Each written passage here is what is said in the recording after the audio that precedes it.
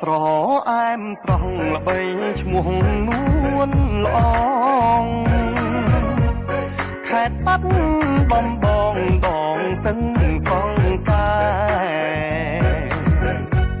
ខ្សែទឹកតភ្ជាប់ទន្លេសាបតែ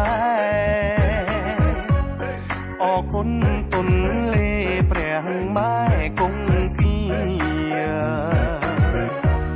ហេតុស៊ីវិល័យប្រថ្លៃដឹងតែតោះមិនទន្លេតែស្ទឹងចូលគ្នាបន្ត